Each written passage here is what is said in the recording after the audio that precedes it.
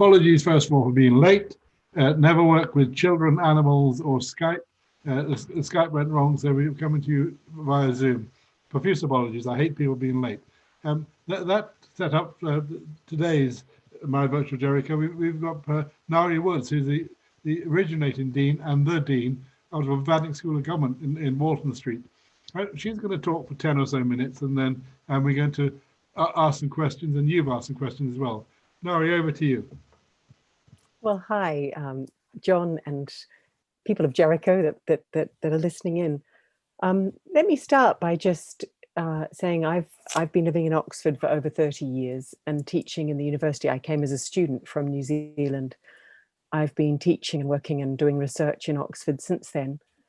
And I say that because it's important to the genesis of the Blavatnik School of Government, which you can see right behind me and which many of you probably see every day as you walk past. Some 14 years ago, I started thinking with some colleagues about whether Oxford should have a school of public policy or a school of government. And that path, which began with some 200 consultations across every part of Oxford University, from archaeology to classics to each college to tropical medicine, engineering, asking and listening to people's answers to the question, do you think that Oxford University should have a school of government or a school of public policy? And if it were to have one, what would you want it to do? What do you think it really should do?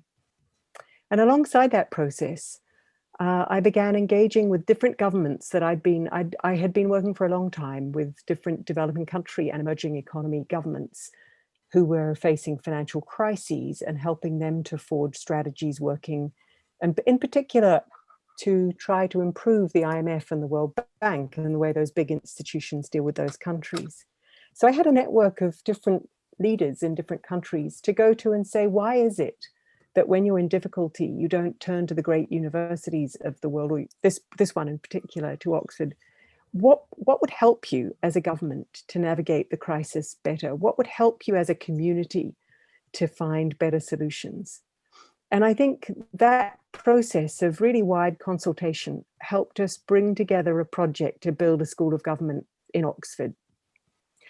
Now, I didn't set out to build the building behind me. I didn't set out with the idea that this school should have a new building at all. In fact, in my first conversations with different donors, I thought, well, why not teach out of porta cabins? After all, what we're really about as a school is about people. We're about identifying students from all over the world, not students looking for an Oxford degree, but people who are totally committed to public service, committed to serving others, committed to learning how to do that better, and providing scholarships for them to be able to come to Oxford to be part of the School of Government. And that's why actually the school has a very different student community to the rest of Oxford. Each year we have about 120 students. Some of them are 50-year-olds who are serving in the public sector anywhere from Ecuador to Pakistan to France to Zambia. Some of them are as young as 22 or 23. So that's a huge diversity in the classroom. What has been the case ever since the school began is that about 3/4 of them we raise scholarship funding for. And we raise scholarship from all kinds of people. You know, we ourselves, many of us in the school, put money into the scholarship fund each year. And then, well, if you're a person of means and you come to visit me for coffee, beware, because I will be urging you to help make it possible for another really committed person who probably hasn't thought that Oxford is their obvious destination to come here. Now, why do I say to them to come here? I say to them to come here because I and all of my colleagues in the school that we have together built really do believe that if governments learn better to learn from each other, if they learn better to be more open, to be more diverse, and to be more collaborative, then they will make better decisions and they will serve their communities better. And that's something that we can pick up and talk about in our discussions. Last word, just by way of kickoff, is that the building behind me, in which we do 3 things. We teach, so we have these students coming on the Master of Public Policy. We do research projects, all of which are very applied, where we have teams in countries. For example, today, the school has teams in Ghana who are looking at, after COVID, how can we teach teachers to remedy the gap that students have had by being out of school for so long? How can we use the research that we've done to help them do that? Or in another project, looking at 6 different communities, researchers asking, how can technology be used by this community to promote inclusive growth? Or indeed, in the Government Outcomes Lab, which is working with local governments across Britain to look at how is it that better outcomes could be delivered around social policy, and what kinds of do outcomes-based commissioning methods work, and under what conditions do they work, and what does that mean for empowering local governments to use them? The third thing we do at the school is engage and get people to engage, and the words I like to use are building unlikely coalitions. And what that means is teaching people in a world that's pretty polarized to reach out and form coalitions with the people, perhaps from unexpected places, but with whom they can work to achieve real goals, whether it's on climate, inequality, whether it's getting the business sector to work with government or with charities, whether it's, for example, 3 weeks after the Brazilian election, we worked with the Lehman Foundation to bring Brazilian policymakers from right across the spectrum, from the Bolsonaro government, which had won the election, across to some of the far more left-leaning governors and state governors and city mayors. And we brought them to the School of Government for 3 days to focus not on what they disagreed upon, but to focus on a couple of shared goals for the public sector in that country. Goals, for example, to start reducing corruption in the public sector. So the school is it's about teaching, it's about research, it's about helping groups engage with purpose to achieve common goals. The building is a building by the Swiss architects Herzog and de Meuron. And Mr. Blavatnik had a say in the building because he persuaded me that if we taught out of porta cabins, we would basically be free riding on one of the most beautiful cities in the world, and that there's an importance to Oxford's beauty. It's that it's come from hundreds of years of the community of the university building something which is not just for the consumption of this generation, but is for the resilience, the knowledge, and the education of future generations. And that means putting backbreaking work, not just into the building, but the fundraising that lies behind these buildings that make Oxford such a beautiful city. The building behind me is the greenest building in Oxford. It has no mechanical heating or air conditioning. It has some 70 ground pumps that bring air up from the ground, and it has this double glazing around it, which enables the building to breathe. But what for me is really special about the building is that it's a very open space that teaches people to collaborate and work together. And that's so important for government. And then for those of you interested in buildings, I just want to say, before I shut up, that there are features in that building which the architects loved about historic Oxford and are worth pointing out. One is that glass paneling. And you saw in that video, the Bodleian facade, which is a very beautiful ancient facade in Oxford, old facade. What the architects did with the glass paneling is they replicated the stone paneling of the Bodleian, but in glass on this building. A second thing that they drew on that's very special to Oxford is the Oxford stone, that lovely Cotswold coloured stone. And that the round stone work that you can see on the building behind me is actually quite a classical form. It looks like lips that hold one layer of the building to another. And a third thing in the building are all the oak interiors. The panelled oak common room is a signature of Oxford. And inside our building, which I hope all of you have visited on our various open days, inside the building, you'll find lots of oak panelling, but it's oak panelling with a modern twist. It's oak panelling that's been fashioned in dowels that goes all around the school. It's European oak, and it was all handcrafted by 2 craftsmen, one of whom, I hope we didn't drive him into retirement, but by the time he'd finished all the oak in the building, he said that was enough for him and retired, but he did a beautiful job for us. I'll stop there and take your questions. Thanks, John. Thank you very much. We'll see a video about the building and we'll talk a bit more about it a bit later on in the conversation. Let's talk about the school first of all. How have you coped with COVID? Well, COVID, COVID's been really energizing for us. There were obviously the physical challenge of taking all of our students and staff straight onto online. And we started that earlier than most because my colleagues in the medical sciences had said to me, look, this is much worse than people think. So we started thinking about it, getting people set up with computers, got everybody in their homes, got all the students in their rooms, set up plenty of communities for people to be talking to each other and checking in on each other, and then taught the last term of the last year completely online. And we learned a lot about how to do that and how to create a community online. We were very lucky that we focus a lot with our students on building community from the first day they arrive in the school. And we've got a group of students who will arrive this coming Monday in the school. And building those bonds of trust and community really helps when you hit a crisis, because then instead of retiring into their shells, people actually reach out and help each other. And that helped us a lot.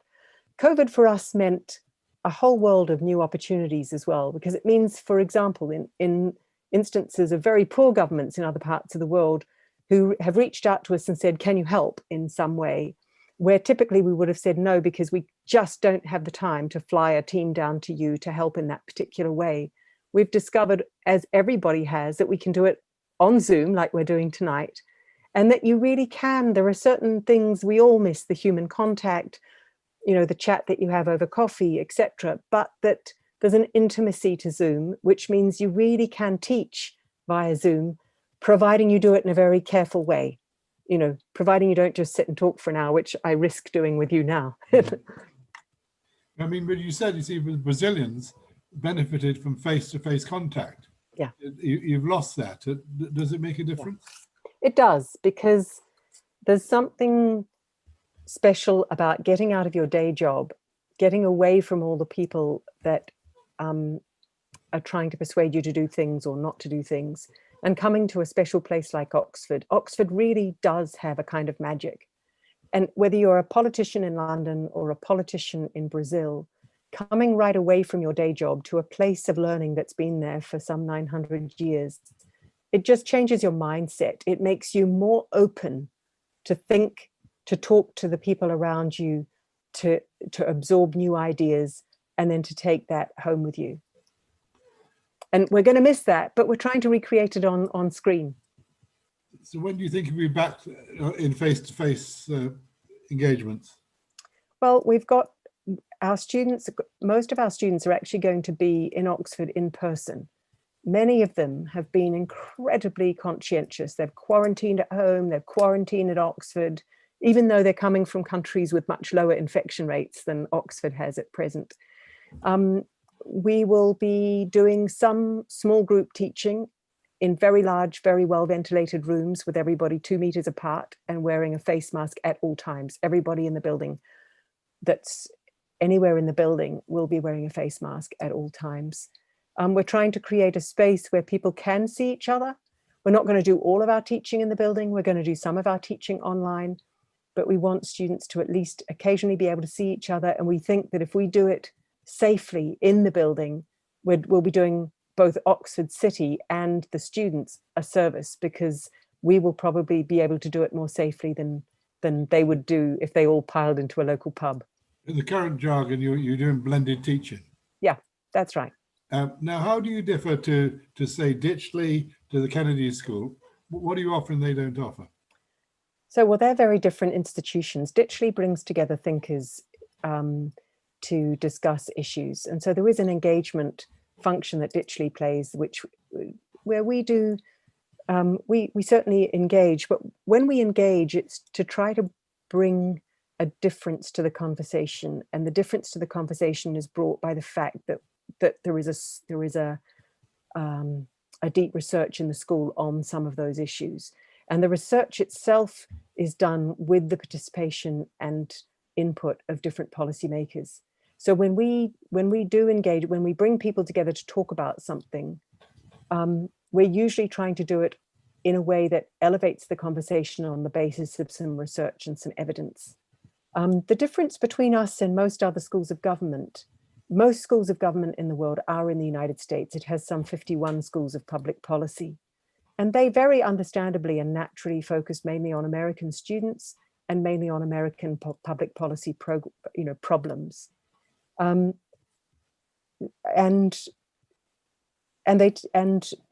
so what we're doing that's different is we've chosen right from day one to be a school for all the other countries in the world, the sort of N-1, where we don't focus on the United States. We do occasionally look at the United States comparatively and comparing it to other countries. And obviously on any issues of global governance, we're looking at US policies. But we actually look in our cases to countries across the world from different continents. We hire all of our faculty work comparatively across different countries. And it's that comparative lens that I think marks out what we do at the school. Now, I've known 4 students who come to you from Guyana. They've all come to learn about oil sent by the various governments in Guyana. And about 3 of them had dinner around here. Are they sort of typical students? One of them is now a government minister, one's now an MP. Yes. So they might well have been students on one of our short courses. Every summer we run a course which is Paul Collier's course. Exactly. So Paul heads a course which brings in a team of different faculty from the school and from the wider university, which is very much aimed at ministers of mining, oil and gas, and the senior policymakers in country. And we do try to bring a range. So the Ghanaians are a very interesting group that you met, where we've tried to bring... Guyanese, sorry, I thought you said Ghanaian. So, well, from Guyana, I think we just had the ministers. From Ghana, we had what is sort of the ideal group: a minister of finance, a minister of oil, a parliamentarian, an activist, a judge. In other words, to get people in country to step out of their silo and start working in a team with the people from their own country that they don't usually work with, and to really think about what is the best for their national strategy, what would serve their country best in what each of them do. Any evidence of any effects of your courses in short or long? So one effect of that course, you see, it's interesting when it comes to countries' policies towards something like mining. Very often each government has one piece of the puzzle, and they tend not necessarily to share those pieces of the puzzle with each other, because just as the British government does, each government department and each minister wants to hold on to their own turf and not let other ministers encroach on their turf.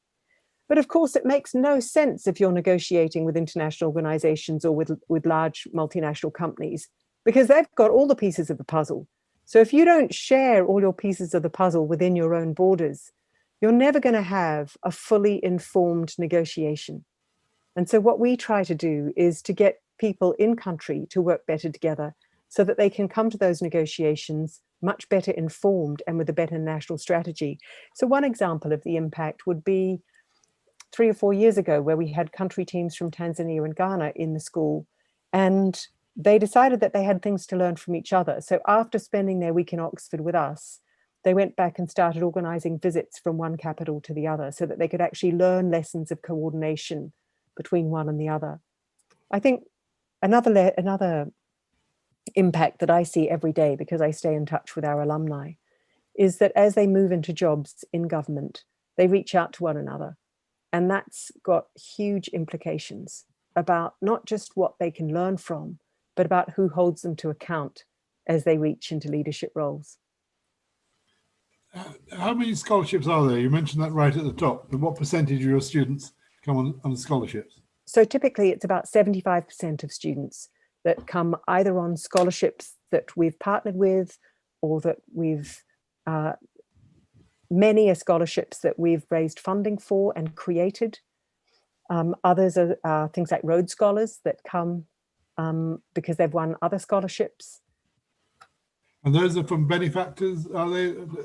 Is that where the financing for those comes from?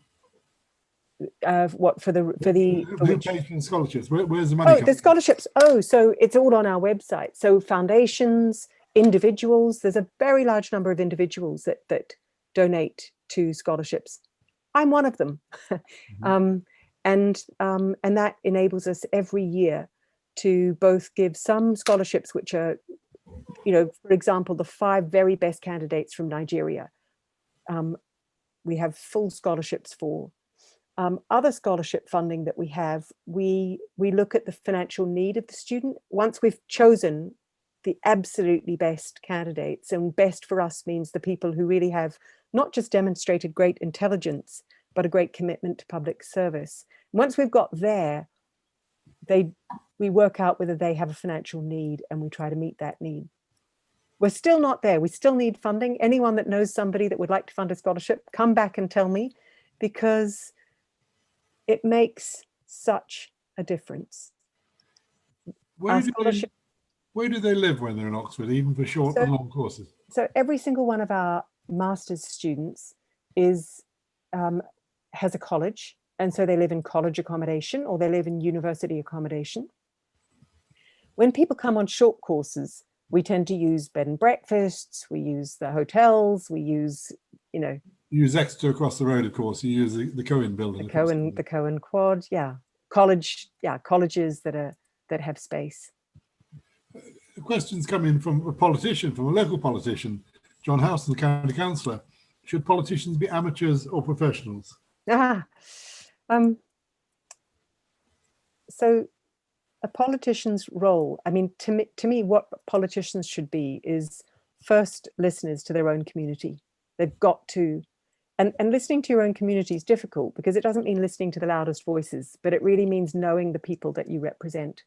And secondly, politicians need to know how to find out about the issues about which they have to govern. A politician has to face so many different issues, as you would know, as the question asker, in their lives, that it's not about coming to the Blavatnik School and learning how to run a water sanitation system, because you might become Minister of Trade the day after you are appointed to the cabinet. So what we're trying to teach students is, how do you find out fast? How do you know what you do not know? To me, the mark of a very bad politician is a politician who doesn't know what they don't know, and therefore they think that they can just come at it as an amateur, and they don't know how to find out what they need to know to do it, to do their job better. So that's what we're trying to give people, the tools to find out fast. The other thing I think that every politician needs is a really clear moral compass. And that's because politics is about compromises, and some of those compromises look tawdry to the rest of the world. So a politician, even more than other individuals, needs a moral compass to understand what in the end really matters. What are the compromises that they can make without compromising their public service completely? And what's their red line? What is the issue on which they would resign? Now, you've been in Oxford for 30 years, an academic. You've never run anything. Who are you to tell politicians how to run a country? Yes, so you're absolutely right. My family, they say, those who can do and those who can't teach. I've spent all of my academic life, not just on the academic research side, but also engaging with institutions to try to help them with their governance. Not because I've got the right answers, but because very often an outsider who's prepared to study the history of the institution and to study other institutions that seem to be doing better can go in and help ask the right questions and help people think about what really are the problems that their institution faces and what kinds of solutions might apply. And that's true whether you're talking about a Ministry of Finance that might be in this country or another country, or an international institution, or a company, or a not-for-profit organization. So I sit, as you would see, on many different boards of different organizations, because I really do believe that if you dig in, if you think hard about what other institutions do, you can try and do better. And the institution that sits behind me is, of course, when you say that I've not got my hands dirty, well, I have built an institution with my colleagues. I run an institution with a pretty large budget. We brought in a building on time and on budget. These things don't happen on their own. They happen because you've got to learn how to make them happen and make them happen. And that experience has taught me a lot. Have I made loads of mistakes? Yes. What's my motto? It's to try to make my mistakes original. And what that means, and that's what we're doing in the school, is to try at every stage to learn from other people. So in the course of building the school and building its programs, though all of us in the school have our project, and on every line of the school, we try to think what institution in the world does this best, and what can we learn from them about how to do this best, whether it's about building, about the management of people, about, you know, whatever it is that we're trying to do in the school. What does the building cost, by the way? The building cost, I don't remember the exact figure, but it's I think 52 million pounds. Mostly from Mr. Blavatnik, was that money? That's right, and the capital fund that the university had. At the time, the government was giving university capital funds, which were to match donations. Some people say that that was dirty money. There was a question about that. Did you feel ethically pure to take Mr. Blavatnik's money? Mr. Blavatnik's been an outstanding donor. I mean, people, listen, there's people that ask me about this every day of my life, and they should ask me. I think it's right that people ask about, you know, that people want to follow the money. And people have critiques of pretty much every single donor to the school, and they would probably have critiques of me as a donor to the school, contributing very small, you know, small amounts of my salary to the scholarship fund. But the point for me is this: it's that what Oxford's history is, it's a history of the whole university has been built on private funding and endowments, and those endowments we can ask lots of questions about. When we've named everything in Oxford, from the Bodleian Library to the Radcliffe Camera to, you know, each part of the university, we have named each building to recognize the benefaction, not the benefactor, but the benefaction. And to me, the Blavatnik School of Government carries the name Blavatnik because of all the many things that Mr. Blavatnik could have spent his money on, he chose to spend it on this public institution for the education of people wanting to go into public service and for research that goes into public service. I think the right question for the public to ask is, does Mr. Blavatnik have any influence over what is taught or not taught in the school? Does he have any influence over which students come to study or which students don't come to study in the school? And there I can be completely categoric and clear and transparent in saying that he absolutely doesn't. He doesn't ask for such influence, and he wouldn't get such influence. What he did, and what we did give Mr. Blavatnik a say over, was the building. And there, as I said, I began this long journey thinking that we could teach out of porta cabins. And I actually think Mr. Blavatnik's influence in urging us to follow in the footsteps of our ancestors and build beautiful buildings, so that in 100 years, just as we stand in front of the Radcliffe Camera now, or the Sheldonian Theatre, future generations can stand in front of this building, which was very inspired by the Sheldonian in its shapes. We'll see that in a minute. Is it true that, according to local gossip, he has an office in the top of the building? Is that true? No, we have something which is called the Leonard Blavatnik office, which is for our board members, it's for visiting statesmen and stateswomen. It's an office. We want to encourage both our board members, our benefactors, but also people who have led different kinds of, whether they've led in the social activism sector, in the private sector, or in the public sector, to come and engage with us and to teach us what they've learned along the way, the lessons they regret having made, what they might have done differently, what they might do better. And having an office at the top of the school where they can just spend the day seeing individual students, mentoring them, mentoring faculty members, we've found is a great thing to have in the school. It's trivial, but not a lot of people know that you have a cafe there that's open to, in normal times, open to the community, isn't it? Anybody can walk in if you live in Jericho or around here. You know, John, I should have a clear answer to that, and I'm worried that I'll be in breach of some Oxford City Council rule if I say that we're open to everybody. There's probably licensing arrangements. All I can tell you is, as Dean of the school, is that I really want our school to be open to people, not just an open door all the time, just in the same way as I wouldn't leave my house door open, because we are a community. And to have a community means having certain rules and a certain culture. And we can't simply leave the doors of the school open at all times, because It makes people inside the school feel unsafe or feel that they can't leave their offices open. So what we do instead, as many of you will know, is we have public events during term almost every single day of the week, events that are open for the public to come to listen to and to engage with us on what we're there for, which is to think about government, to think about public policy, and to think about how we can all work better together to face some of the challenges. Let's talk about governance. We're living in a particular crisis now, but we're also living in a mad world, where you've got Trump and Boris, where the rules of governance are up in the air. Have you really got any relevance in this situation, sort of untrammeled populism? That's a very big question you pose about why has the world got to where it's gotten to? And I'm just going to give you one little lens on it. I'm not going to suggest that I have an understanding of the world that is bigger or more extraordinary than anybody else's. But here is what I just would observe, which might not be obvious to others.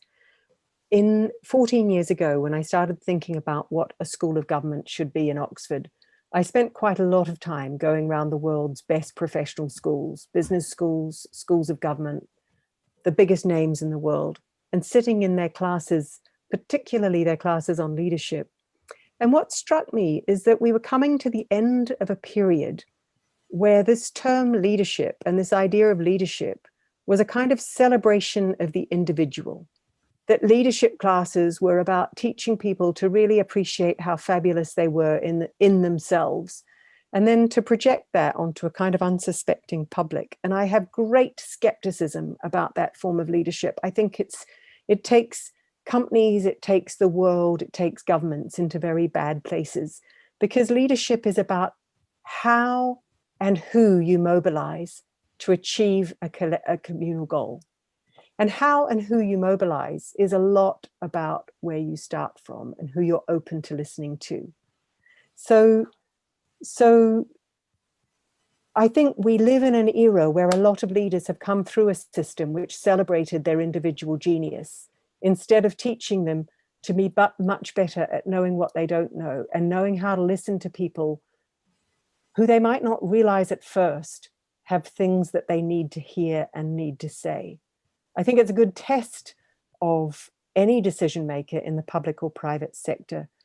How many of the people they really affect through their decisions are they within a telephone call of? Do they actually know well enough to speak to regularly? It's a good test about thinking about who we listen to. So what I would say is that every one of us has to do our bit to try to improve politics. And that doesn't just mean politicians. It does mean how we educate politicians. I believe that passionately. But it also means looking at the conditions which have made people turn against their governments. And that we could talk more about. Now, this dream took you 14 years to realize. At what point did you realize it was going to happen? How did you come across Mr. Blavatnik himself? What was the process there? So, well, let me go back. I think I believe the dream would realize right from 14 years ago, where I wouldn't have put my heart and soul into it. Once I recognized that my colleagues across Oxford were up for this, were interested in taking part in building a school of government with me, then I felt we were unstoppable. And it was a couple of years later that I met Mr. Blavatnik, and I had already been looking at how it was that we could raise funding to make this happen, how it was that we could, what was the constellation, who were the different donors around the world that might help us make this happen. I first met Mr. Blavatnik when the then Vice Chancellor, John Hood, invited him to come to Oxford and to hear about what we were planning for a School of Public Policy at Oxford. Okay, let's move on to the building. We've actually got a lovely video which shows us the inside of the building, which tells you what it's all about. Perhaps if we could play that now, that'd be very good.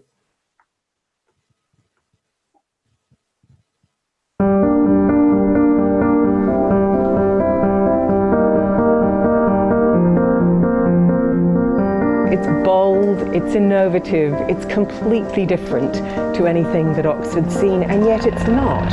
It's a sort of modern version of the Sheldonian. It is an amazing city.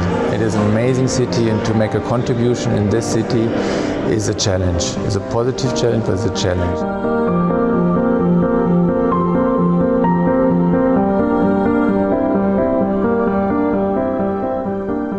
The School of Government is Oxford University's professional school, which aims to improve government. They really were interested in creating spaces and opportunities for the people to meet and to exchange. You know, it was really this idea of strengthening communities, fostering cooperation, and really kind of get this possibility so that the people would meet each other and form little teams, exchanges, encounters almost. You can simultaneously keep to yourself with the books, with the computer, but also at the same time, if you want to, you can just go outside the office and then meet other people. So I really appreciate having such a diversity of people around. That's quite amazing to be able to learn from other people's experiences.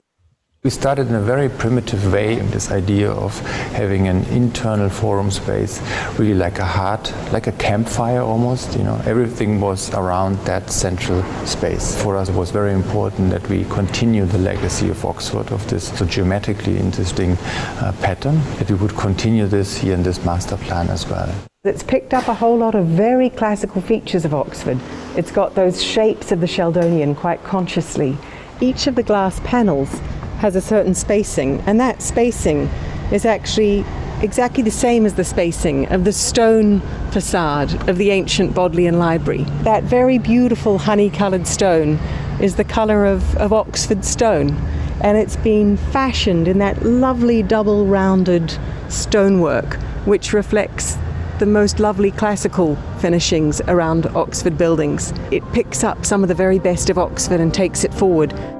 So you enter the building under this two-story overhang, and I think it's important that the building kind of embraces you almost. It opens up the wings to welcome you. When you enter, you can look up into this, what we call the window to the world, which is a huge window, which basically is a window for the students to look out onto the street and for people entering the building to see the students, the activity inside of the buildings. You have a broad stair bringing you down into the lower level. The lower level houses all the lecture theaters and seminar rooms. The first 3 floors are basically the teaching floors, and in these spaces we made the stairs following the form of the forum.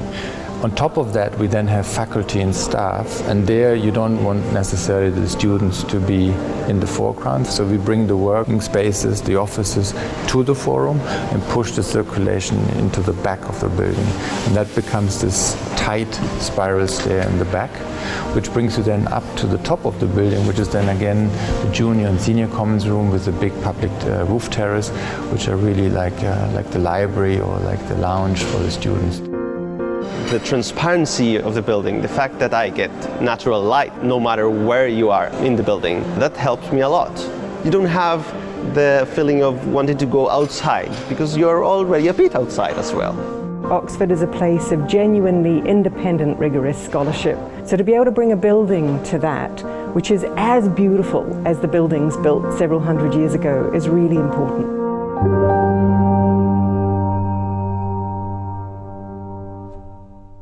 No, Nari, it's a Marmite building, isn't it? Just love it or hate it. Well, I don't know. I don't know if it's entirely Marmite. Some people don't like the outside. They tell me it looks like a spaceship, but then they come inside to all that beautiful warm wood, you know, the pine and the oak, and they sort of feel welcomed. And so there are some people that tell me they love the inside, but they don't like the outside. And there are other people that tell me that they that they love the outside. So I'm not sure it's Marmite. You can tell me. I mean, do your neighbours hate it or love it? Is it the most distinctive modern building in Oxford, do you think? I can't really say, because at the same time as I was building this building, my husband, who's director of the Middle East Centre, was building the Zaha Hadid building, which is the silver building on Woodstock Road, the soft bridge. Yeah. Yes, exactly. So in the family, we all just say that both buildings are very beautiful. But in the Woodstock Road, somebody's done a miniature imitation of you, haven't they? And I've forgotten the building that's just finished last year. Yeah, there's an echo. I wouldn't say it's an imitation, but it's definitely an echo. What's it like to work in it? It's gorgeous. There's something that's kind of elegant but relaxed about the building, and the light that floods through it. I tell you, I along with all the other academics, when I was told that we were going to have glass walls and glass, that the whole interior would be glass, and therefore it would be like working in a fishbowl all day, I said absolutely not. And all my colleagues said absolutely not. And so this led to a hilarious debate, and we ended up all having little curtains, and nobody uses the curtains. And the result is this collective good, which is light. It is one of the few buildings in Oxford where you can stand in the middle of the building and you're bathed in natural light. And that's actually very important for the way people feel and the quality of their work. But it's a beautiful, light, comfortable building to work in. And there's something about not sitting in air conditioning and heating, which is really nice and is gentle on your body. And it's kept its look inside, hasn't it? There isn't the concrete is not leaking. The wood is not looking old. That's right. I mean, there was one little spat I had with the architects who wanted to leave the wooden floors unfinished because they liked the idea that human footprints would be indelibly marked forever. And I'm afraid on that I was a Philistine. I just said, no, my grandmother would call that a dirty, unwashed floor. So we did treat the floors and they do get cleaned. Now you're going to be part of Oxford's cultural quarter. You're going to have some new neighbours with the humanities building in the next 2 to 5 years. It's going to be built in hell, but what's it going to be like for you to have that next door to you? Oh, it'll be beautiful. I mean, the collaboration between Oxford and donors is something that has helped Oxford produce really beautiful buildings. And I think the Schwartzman building will be a beautiful building.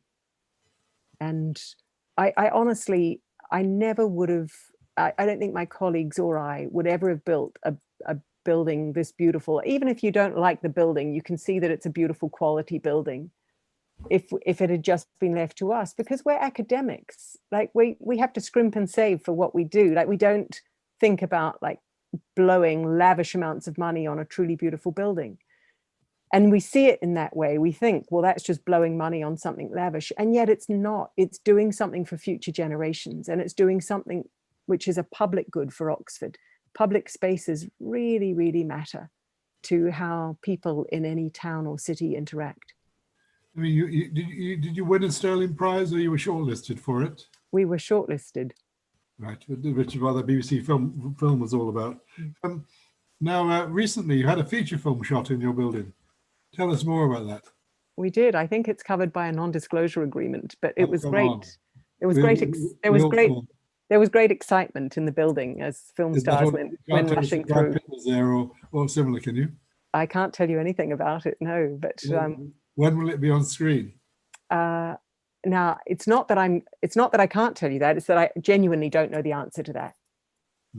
Yeah. Now, what's your relationship to the local community, to Jericho and indeed the wider community? How do you see that? So I see that in lots of different ways. So a number of the faculty are involved in the Jericho community in different ways, whether it's through churches, through charities, through residents groups. And so too, some of our students, some of our postdoc researchers, our students, there's a proportion of our students every year that get involved in different local community activities. And I think my favorite community link is that every year, apart from this last year because of COVID, our students have run what we call a policy slam. And they've invited 3 local schools, Cheney, Spires Academy, and Charwell, probably. No, it's not Charwell. No, it's it doesn't matter. Oxford Academy. Anyway, they're schools that don't actually. Charwell actually has quite a lot of access to Oxford because a lot of the parents at Charwell are Oxford academics. But some of the schools, and we've changed the schools each year, and they're schools that don't actually get a whole lot of access to Oxford. And we run a policy slam to which the school sends a large group of about 100 students, some reluctant learners and some more avid learners, a wonderful mixture. And our students, basically the young school pupils, take a public policy issue. They choose which public policy issues they want to work on. And they spend the whole day working in little teams that are being coached by our MPP students. And what's kind of really nice is you realize how many diasporas form Oxford's community. That, we have, these wonderful 15-year-olds of Bangladeshi origin. And when they come to the school, they can be tutored by a 35-year-old from Bangladesh who's running like a not-for-profit in Bangladesh, or who's in government in their country of origin. There's some quite serendipitous, rather wonderful relationships that get formed in that way. But it's just huge fun to see these kids come into the school for the day. And then at the end of the day, they all pitch their policy idea for the problem that they've spent the day working on. And that is an unmissable event for me, because it's just wonderful to see these eloquent young people expressing themselves in a whole variety of ways about what they would do about the problem that they care about. How does the community get involved with you, your uber local community? What can Jericho do to help you, and vice versa? Well,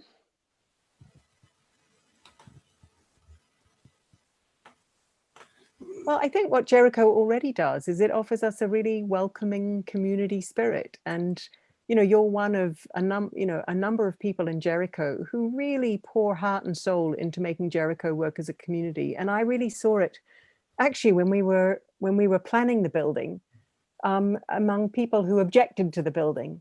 And they were very ardent objectors of the building in Jericho, but you just, although I was not an objector to the building, I so respected their desire to try and get it right, their desire to protect their community from something which might make their community worse. I believe in what we do at the school, which is try to create better communities. And better communities means having people that really put their heart and soul into making their community better. And I saw, as I met with and talked with various groups of the people who didn't like our initial plans, and some who didn't like the final plans either, this real community feeling, and I still really respect that. Somebody's asked about the pink statue. What are the plans for that? Oh, the pink pen. So yes, yeah, I mean, look, art produces controversy, and I guess artists would say that's their whole point. And so when we did the building, we undertook that we, as a university, would commission a piece of public art, either to sit in the building or outside of the building. And we're keen to make the place around the school, as I said, a public space where people can come and look at things and debate them. And I don't pretend to be an expert about art. So we did get experts to help advise us on what kind of art and what this statue might look like. And so we ended up with a piece by, a very famous British sculptor. And it's a playful, fun piece. It's this bright pink pen that's coming up out of the ground, which we rather like, because it's a kind of reminder that we are about the world of the pen, that some of us still use pens and some of us don't, that we might go back to using pens after spending too long on our computers and after distorting our thumbs by sending texts all the time. And I think it's a fun piece, actually. When's it going up?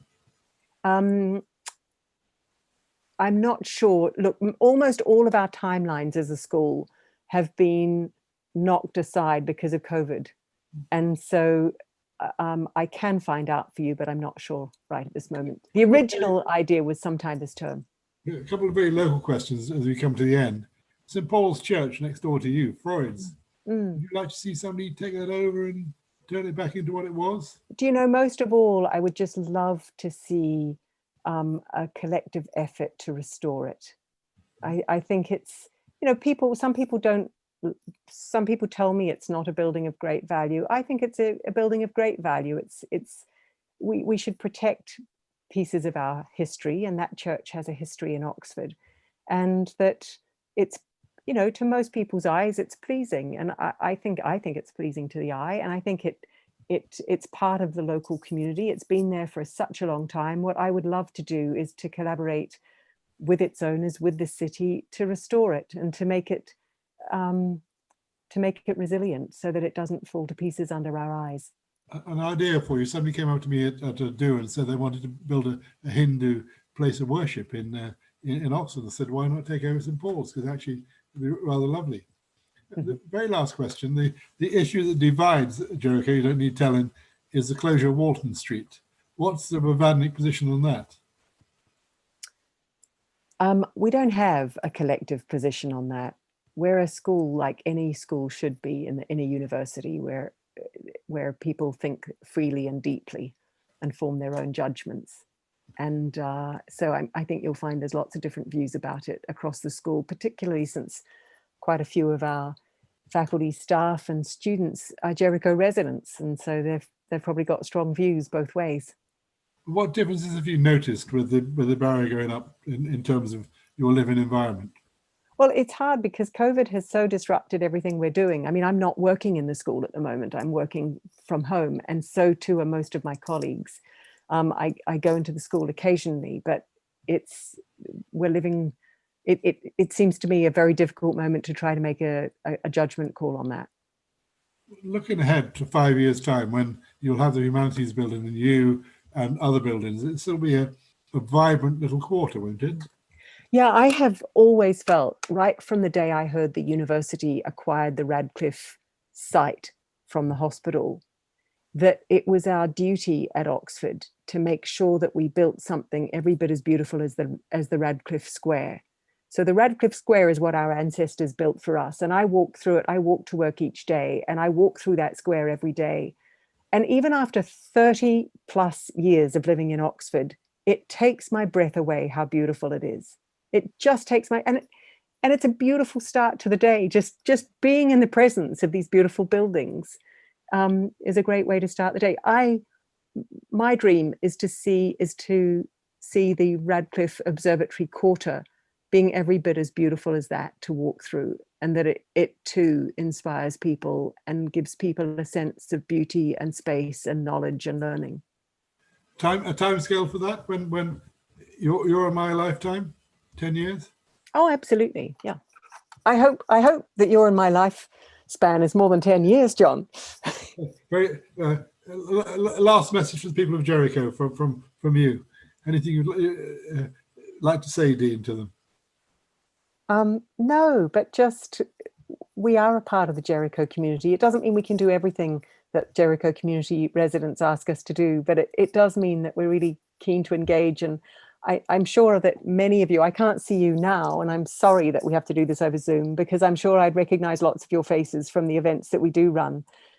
We do have a very loyal Jericho community following at the public events that we run. And so all I would say is the minute we're back open, or indeed the events that we're now running on Zoom, do sign up, do come along. Always feel free to pop us a message about what you think we should be doing. We're always interested to hear. Okay, I promise you an hour. We've done an hour. Next week, another Jericho, prominent Jericho person, the local police sergeant and Andy Paul will talk about policing Jericho, the challenges of that, or the non-challenges of that. Meanwhile, thank you very much, Dean. Can we let's see your building one more time if we can.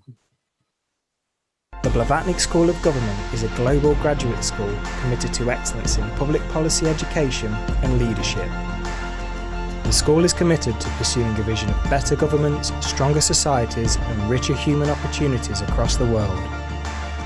The latest research findings are brought right into the classroom via a dynamic programme of relevant and academically excellent teaching. The school offers 2 graduate courses, the Masters in Public Policy and the DPhil in Public Policy. Welcome to the Blavatnik School of Government.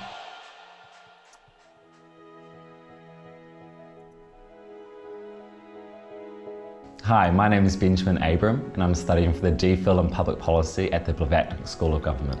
So my current research is motivated by looking at the implications of having more sub and non-state actors involved in climate change governance. And in particular, I'm looking at projects that try to reduce carbon dioxide emissions from deforestation in tropical countries, And I'm looking at the way that the design of these projects is affected by what kinds of actors and participants are involved in running them. I think one of the most rewarding experiences at Oxford so far is realizing that I can do this. I really applied myself and it's come together. And I think, having been here 2 years in Oxford, I think I've really found my footing and feel very confident in myself, kind of academically and professionally, which I both hope to carry forward to complete the DPhil, but also into the future beyond that. Oxford offers a special student experience where centuries of tradition sit alongside a modern and vibrant city. If you want to join the next generation of graduate scholars, visit the website to find out more.